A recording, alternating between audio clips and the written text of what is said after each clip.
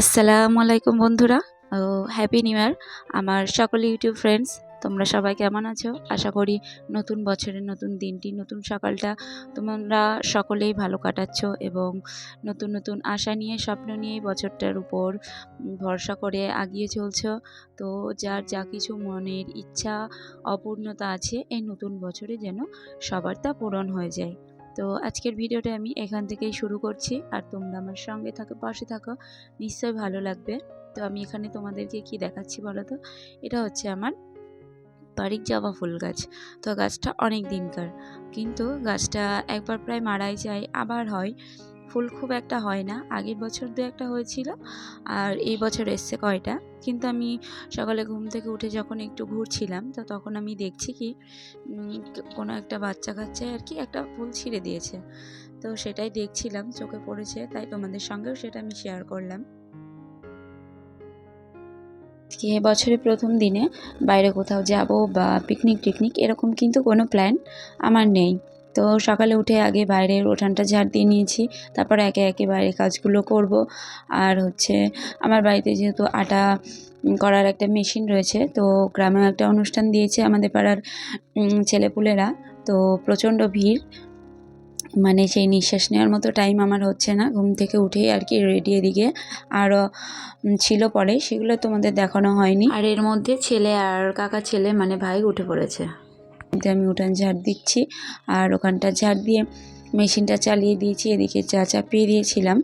তো এই যে এখন ভাই, ছেলে, আমি চাটা খেয়ে নেব। আর ভাই আছে, তো ভাই চলে যাবে একটু পরই, ও থাকছে না। তো কি আর করা যায়, কোনো তো প্ল্যানিং নেই। তাই যেহেতু বছরের প্রথম দিন, তাই ভাবলাম ওকে একটু লুচি করে দিই। আর আমারও শর্ট টাইম, ভেবেছিলাম অন্য কিছু করব, কিন্তু সেটা টাইমে হয়ে উঠছে না। আমি খুবই ব্যস্ত এই কয়দিন আর কি। তো ওকে ওখানটা লুচি করে খাওয়াবো ভেবেছি। আর এখানে নিয়ে নিয়েছি জ্যান্ত মাছ একটু বরের জন্য। তো বর এই মাছগুলো খেতে ভালোবাসে, আর আমাদের আগের দিনের মাংস রান্না রয়ে গেছে অনেকটা, তো সেটা দিয়ে হয়ে যাবে। এখানে এই যে সিমাইটা ভেজে নিয়েছি। তো এখানে একটা খুব খারাপ লাগছিল, সেটা হচ্ছে আমার সিমাই রান্না যখনই কমপ্লিট হয়ে গেছে, তখনই কি এর মধ্যে আমার গ্যাসটা শেষ হয়ে গেছে। তো কী আর করা যাবে, ভাই এসছে, আমাদেরও খেতে হবে, তার জন্য তার হাত পা গুটিয়ে বসে থাকা যায় না। তো সেই কারণে আমি কি করলাম, তারপরে আমি চলে গেছি হচ্ছে উনানের পাড়ে।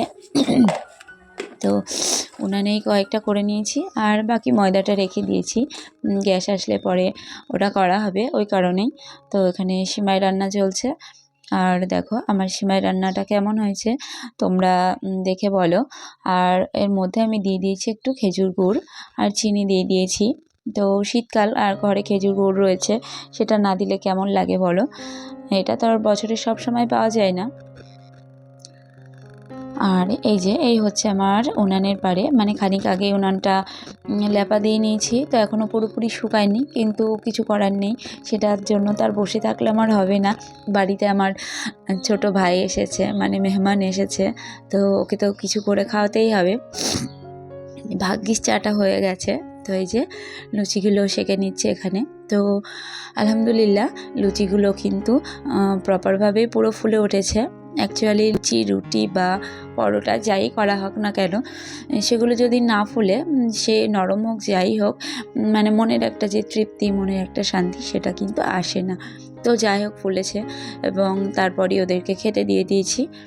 আর এইদিকে এবার আমি এই ঘরে যেহেতু থাকা হয়, আর ভাই ছিল, তো আমরা উপর নিচ করেই এক ঘরেই শুয়েছিলাম। তো এবার আমি বিছানাটা গুছিয়ে ঘরটা ঝাড়টার দিয়ে পরিষ্কার করে নেব। তোমরা যারা এখনও সময় নষ্ট করে আমার ভিডিওটা এখনও দেখছো, তারা অবশ্যই পছন্দ হলে একটা লাইক করো এবং আমার পাশে থেকো এবং আমার চ্যানেলটিকে সাবস্ক্রাইব করো। ঘর গুছাচ্ছি, তো ভাইয়ের সেটুকু তর্স হয়েছে না, ও বাড়ি যাওয়ার জন্য হুটোপাটি লাগিয়েছে। তো বাড়িতে কপি ছিল 3টে আমাদের, তো সেটাই দিয়ে দিলাম যে ওরা নেবে, আর মাকে দিতে ভাইয়ের হাতে পাঠিয়ে দিয়েছি। অ্যাকচুয়ালি ও পাড়াতে অনেক ছেলেপুলের সঙ্গে আজকে পিকনিক করবে, সেই কারণে ওর মন দাঁড়াচ্ছে না, আরও বাড়ি যাবে।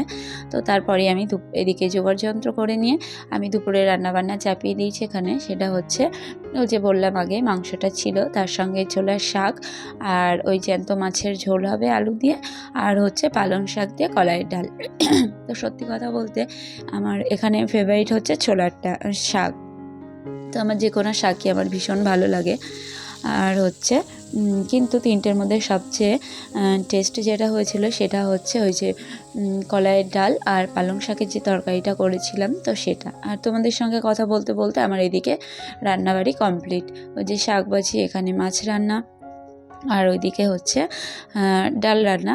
আমি সেভাবে তোমাদের দেখাতে পারছি না। এখন দেখো ঘড়ির কাঁটায় হচ্ছে 3:40 বাজে, মানে ওখানে মেয়ে আমার কোলে রয়েছে, তবুও মেয়ে ঘুমাচ্ছে না। তো মেয়েকে নিয়েই আমি খাচ্ছিলাম, আর ছেলে খাওয়া দাওয়া করে শুয়ে পড়েছে। অ্যাকচুয়ালি সারাদিন এখনও অবধি মেশিন চলছে, তো সারাদিনই চলছে। আমি ঠিকঠাক মতো সময় পাইনি, ওই কারণে এত লেট হয়ে গেছে। রান্না বান্না কমপ্লিট হলেও খাওয়ার সময় করতে পারিনি। আর আমাদের পাড়ার ছেলেপুলেরা একটা অনুষ্ঠান রেখেছে, তো এত ক্লান্তর মাঝেও অনেকে রেস্ট টেস্ট নিয়ে তখন বাজে প্রায় 10টা, কি 10টার পর এরকম হবে। গেছিলাম, বোধহয় আধা ঘন্টাও থাকিনি, গিয়েছি। তো এই যে তখন বাউল চলছিল। আর মেলাতলার মধ্যে আমার সবথেকে যেটা ভালো লেগেছে, এই যে দাদার ফুচকা গাড়িটা। হয়তো তোমরা ভাবছো কি আশ্চর্য, মানে ফুচকার গাড়িটা তোমাদের সেভাবে আমি দেখাতে পারিনি, মানে কাঠের, আর পুরো কাঠে ফুল তোলা, মানে কাজ করা, দেখতে ভীষণ সুন্দর লাগছিল আর কি। তো তাই তোমাদের একটু দেখালাম। আর ছেলে এখানে একটা ম্যাজিক পেন নিয়েছে। অ্যাকচুয়ালি লেখার সময় দেখা যাচ্ছে না, পেনের লাইটটা জ্বালালে লেখাগুলো দেখা যাচ্ছে। তো এরকম ছোটো বয়সে বুঝতেই পারছো কেমন অনুভূতি হয়। ও রাস্তার সাইডে বসে লিখতে শুরু করে দিয়েছে। আর বাড়ি ফেরার পথে মেলাতলা ছাড়িয়ে আমাদের বাড়ির আগেই, এটা হচ্ছে আমাদের এক আত্মীয়, অ্যাকচুয়ালি এক দিদির ছেলে, তো ওর ফুচকাটা খুবই সুন্দর হয়। তো আমরা মেলাতলায় আর খেয়ে মোড আপ করিনি, তো বাড়ির কাছে এসে এখানে খেয়ে নিয়েছি ফুচকা। তো মেয়ে কিন্তু গানের তালে তালে ওখানে নাচ করছে। আর এই যে লাইটিং, আর একটা গাছ তোমাদের সঙ্গে শেয়ার করব। আমার সব থেকে অনুষ্ঠানের মধ্যে এটা বেশি ভালো লেগেছে, যেটা আমার বাড়ির থেকে দেখা যায় আর কি। এই গাছটা সামনাসামনি আরও বেশি সুন্দর লাগছিল। তো এইভাবে আমরা আজকের দিনটা কাটিয়ে ফেললাম। তো তোমাদের কেমন লাগলো? আর গুড নাইট, তো হ্যাপি নিউ ইয়ার আবার শেষে সবাইকে বলছি।